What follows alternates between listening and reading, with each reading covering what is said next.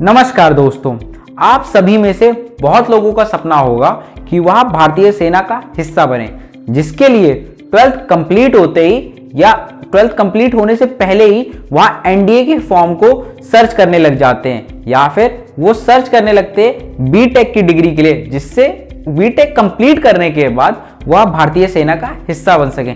पर क्या आपको पता है कि अगर आप एनडीए में नहीं जा पाते हैं, उसके बावजूद आपके पास मौका है, आप अपने सपने को पूरा कर सकते हैं और वह भी इंडियन एयरफोर्स का हिस्सा बनके। जी हाँ दोस्तों, मैं मोहित यादव आप सभी का स्वागत करता हूं स्किलिंग यू के इस लर्निंग प्लेटफॉर्म में। और आज मैं शेयर करने जा रहा हूं कि कैसे आप 12th पास करने के बाद इंडियन एयरफोर्स का हिस्सा बन सकते हैं और देश सेवा के अपने सपने को पूरा कर सकते हैं। तो चलिए शुरू करते हैं।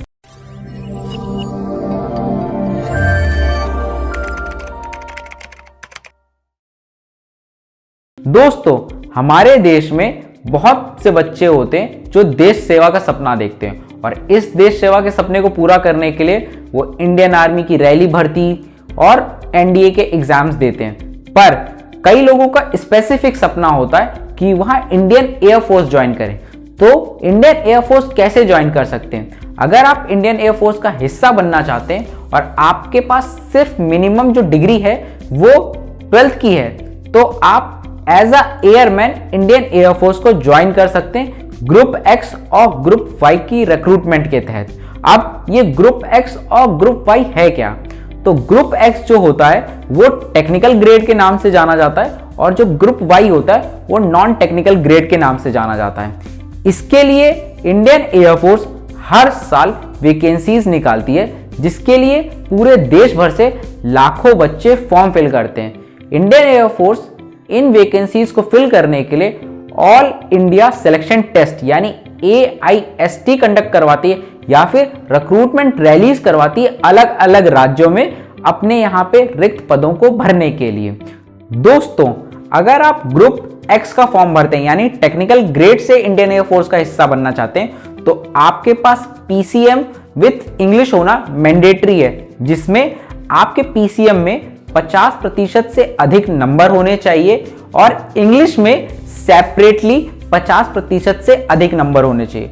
और ग्रुप वाई में आपको साइंस स्ट्रीम से होना कंपलसरी नहीं है, आप कॉमर्स और आर्ट्स से भी हो सकते हैं और ये सेंट्रल और स्टेट गवर्नमेंट दोनों में मान्य होती है, परंतु इंग्लिश में 50% से नंबर अधिक होने अनिवार्य हैं। इसके अलावा आपको यह भी ध्यान रखना है कि अब जो है कंपटीशन बहुत हाई लेवल पे जा चुका है, इसलिए सिर्फ 50% नंबर लाना ही काफी नहीं है, क्योंकि कई बार यह भी देखा गया है कि जिनके 70 तक परसेंटेज आते हैं उनके भी कई बार कॉल लेटर्स नहीं आ पाते, क्योंकि कंपटीशन इतना हाई होता है, नंबर ऑफ पार्टिसिपेंट्स इतने ज्यादा होते हैं कि इंडियन एयरफोर्स या फिर सेंट्रल एयरफोर्स सिलेक्शन बोर्ड यानी CASB जो यह एग्जाम कंडक्ट करवाता है, वह हर एक बच्चे को एडमिट कार्ड नहीं भेज सकता, क्योंकि उसके पास पार्टिसिपेंट्स की लिस्ट बहुत लंबी हो जाती है।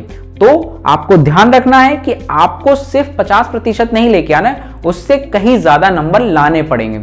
इसके अलावा अगर आप बात करते हैं कि आप किसमें क्या फॉर्म फिल कर सकते हैं, तो ग्रुप एक्स का जब आप फॉर्म फिल करते हैं तो आपके पास फिजिक्स, मैथ्स और इंग्लिश सब्जेक्ट होने चाहिए।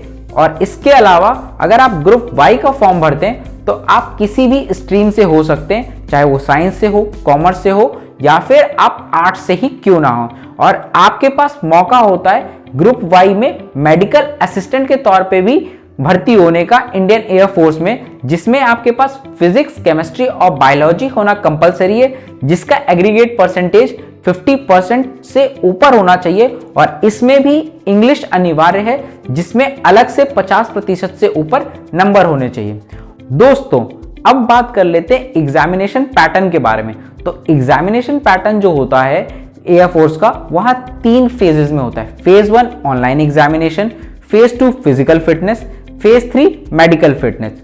फेज 1 जो ऑनलाइन एग्जामिनेशन होता है, इसके अंतर्गत अगर आप ग्रुप एक्स में अप्लाई कर रहे हैं तो आपको 60 मिनट का टाइम मिलता है और आपसे जो सवाल पूछे जाते हैं वह फिजिक्स, मैथ्स और इंग्लिश के होते हैं। और अगर आप ग्रुप वाई में अप्लाई कर रहे हैं तो आपको जो सवाल पूछे जाते हैं वह इंग्लिश, रीजनिंग और जनरल अवेयरनेस के लिए होते हैं, जिसमें आपको 45 मिनट का टाइम मिलता है। और अगर आप ग्रुप एक्स और ग्रुप वाई दोनों में अप्लाई कर रहे हैं तो आपको जो समय मिलता है वह 85 मिनट यानी 85 मिनट्स का होता है। और इसमें आपसे English, physics, maths, general awareness और रीजनिंग के सवाल पूछे जाते हैं। इसके बाद जो फेज 2 का एग्जामिनेशन होता है फिजिकल फिटनेस का, उसमें 1.6 किलोमीटर की रनिंग होती है, जिसके लिए आपको 6.5 मिनट का टाइम दिया जाता है। और इसके अलावा 10 पुशअप्स, 10 सिटअप्स और 20 स्क्वाट्स लगाना मैंडेटरी है।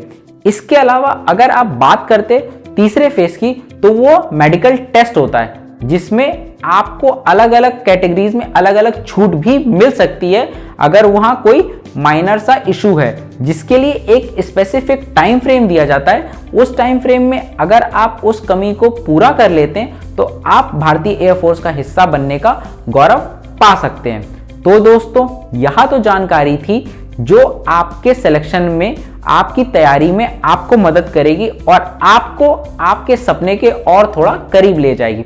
आई होप ये इंफॉर्मेशन आपके काफी काम आएगी और आपके इंडियन एयरफोर्स के सपने को पूरा करने में मदद करेगी।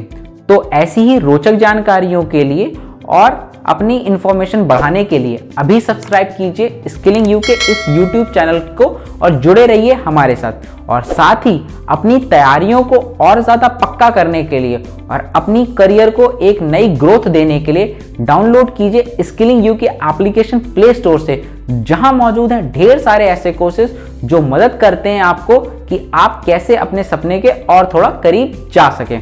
यहां तक सुनने के लिए आप सभी का बहुत बहुत धन्यवाद। Thank you and keep learning.